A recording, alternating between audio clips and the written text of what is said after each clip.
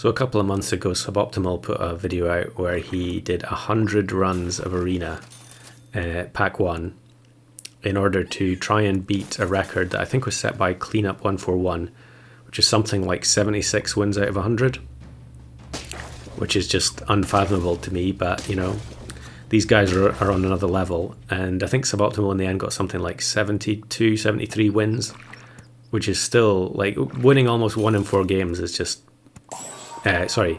only losing 1 in 4 games is, ridiculous in a game that is supposed to be very, very heavily rooted in RNG. But of course, as everyone who's played this game a long time knows, there's lots of things you can do to mitigate the RNG and to give yourself a better chance of winning every game. And I've never really played this way. I guess at the beginning, I must have been trying to do everything possible to get my first win. But I think once you get to a point where, you know what you have to do to win, and, you could play 3 or 4 games and just wait for the right circumstances to come along that are going to give you the win, Things like getting the right number of level ups early. You know that you've got a much better chance of winning if you get, if you're, getting multiple level ups on turn 3 or on turn 5 and so on. And so in the games where you don't find the pets you want, especially if you've spent gold rolling, you're probably going to lose. But then you don't really care. You just, you start a new run. And I've always felt like this is a game that's more like a sandbox game than it is, where people should be concerned about their win rates. But I appreciate there's lots of people that do.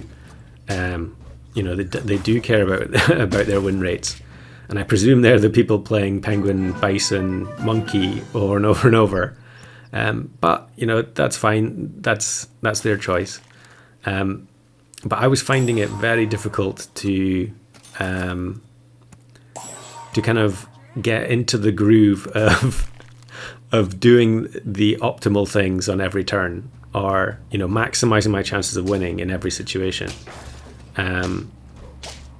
And so there were, I think because of that, there ended up being a few sort of combos where I felt like I was better placed to actually win with, and Front Badger is one of the ones that I've always enjoyed playing it. And so whenever I got the opportunity during this run with mixed results, I went for it. Now, whether or not that's the right thing to do if you're purely concerned about your win rate, I don't know. But the first game I played was a Front Badger game, and it was a 10 win, so maybe I was conditioned to think that was the best strategy. But there were some other pets that definitely seemed to, drastically increase my chances of winning, like Ox was another one. Skunk, as we'll see when at the end, I'm going to show all of the replay page where it gives you all the results from each game, and you can see all 38 outcomes, and including the really horrendous ones that went badly wrong. But so yeah, Skunk was one of the absolute MVPs, and I'm sure SubOptimal mentioned that as well. I guess it's when you're purely focused on winning, it also really matters what what the meta is, essentially. So what are other people likely to be playing? So if you know that having one big unit is extremely common, then Skunk is obviously the counter to that. And Skunk is like, people used to think Skunk was like the best pet in the game because you could reduce something to 1 health, but there are so many teams where Skunk is utterly useless against it. But that only matters if a lot of people are playing those teams. So if the most common builds are just, one massive unit at the front, with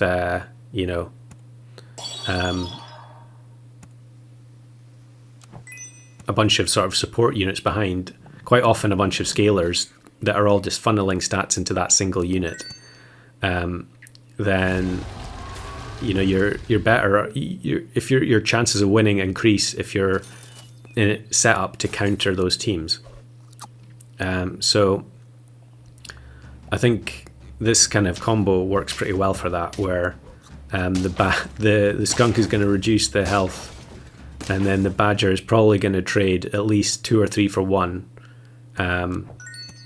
But here in the actual moment, I decided I was going to pivot, and I used the turkey to buff up the leopard.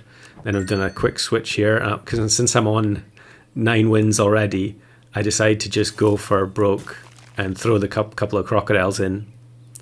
And what do you know? We get one big unit with some support units, the classic level 3 tier 1 with the bison, and the badger plus the 4 tech units destroys them.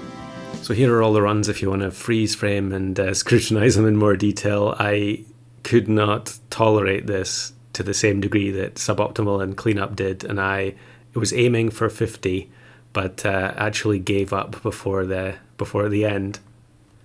In the first batch of 10, I only got three wins, which is pretty miserable, but I shouldn't have been playing in the afternoon. That was a mistake.